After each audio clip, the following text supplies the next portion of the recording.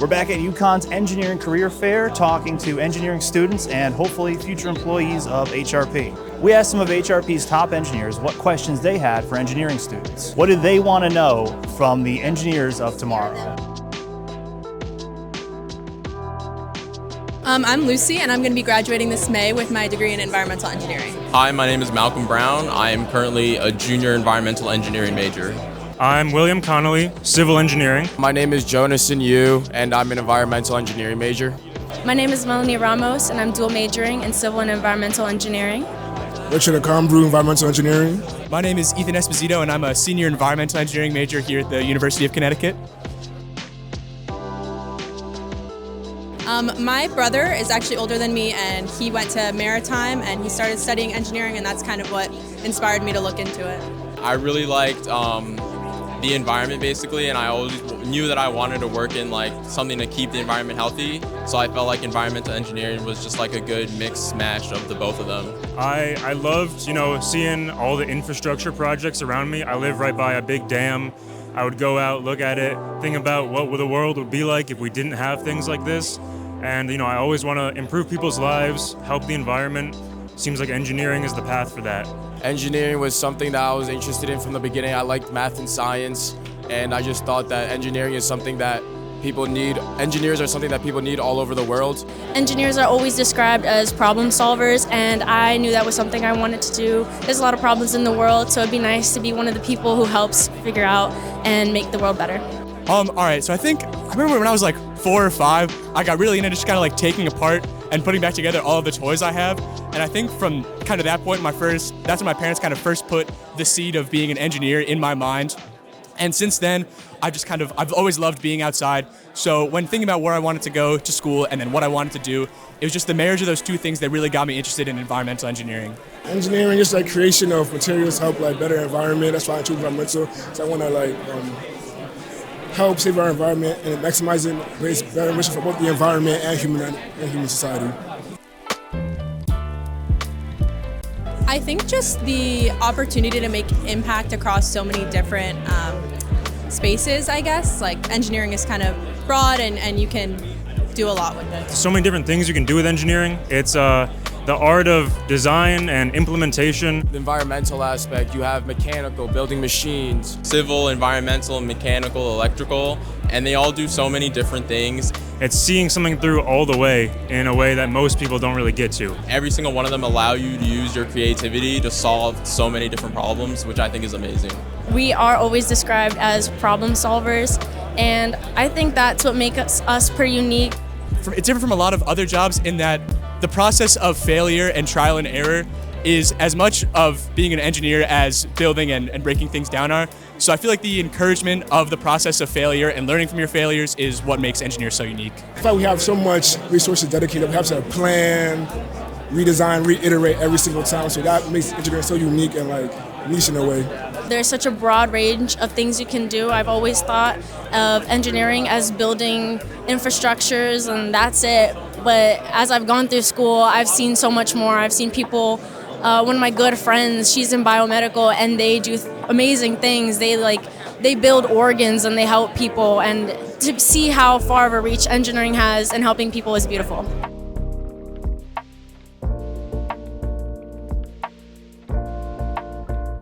Ooh, okay. So right now, something that I'm looking into is getting a French fluency. I'm dual degree right now. I'd like to be able to speak another language fluently, to be able to work in other countries and abroad, and also just have that kind of, unique mindset of having another language. I think I've developed my skills in kind of thinking on my feet and adapting quickly to situations, and that's helped me with engineering because your project can change at any time, and being able to think on my feet has helped me to do that. I'm a huge music guy. I love performing. I love singing. I play the saxophone and the tuba and the string bass, so I love performing, being on stage. And I think that the confidence that kind of comes from that and the skills of being able to go on kind of less material or less practice than what you have planned on is a very useful skill in life. Last semester, I had the honor of going to study abroad, and I think everybody should study abroad because it really opens up your mind to not only the places, how different they are, but the people.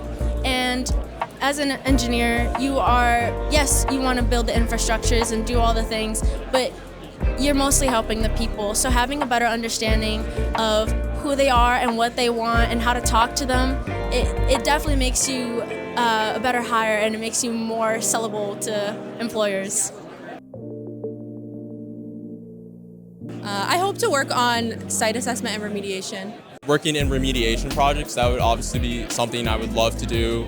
I think next year I'm taking a course in bio and wetlands conservation, so that's obviously something that I'm interested to continue to do.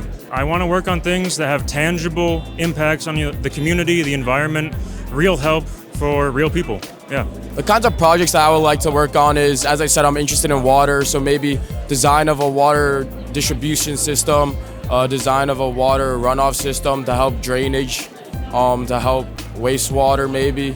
More like urban spaces was really what I'm passionate in, so like design urban spaces was really like what I'd be interested in. I'm definitely right now thinking about more of stuff in the aspect of like brownfield redevelopment and remediation strategy and stuff like that. That's really piqued my interest in class, but I could go pretty much anywhere, I think.